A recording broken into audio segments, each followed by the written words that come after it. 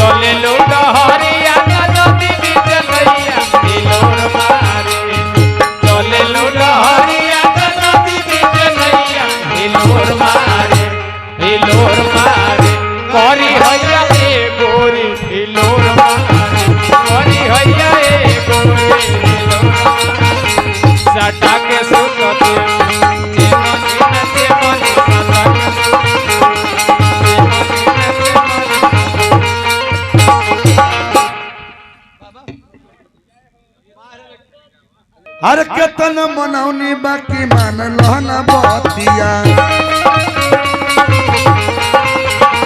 केतन मनाई तनी मान पिया बतिया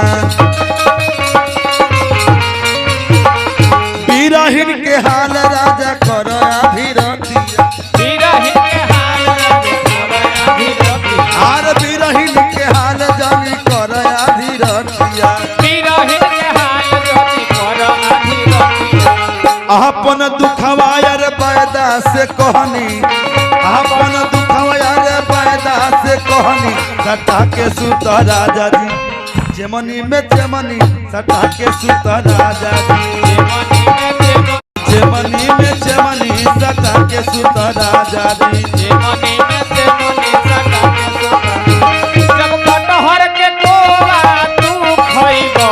जब कटहर के कोवा तू खइबो तो है मोटका बुढ़िया के खाई तो है मोटका बुढ़िया के खाई जब कटहर के कोवा तू खइबो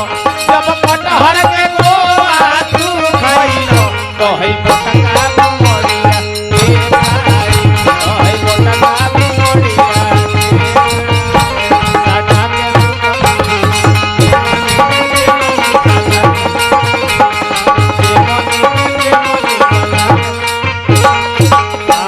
मुकेश तनी बुझ मजबूरी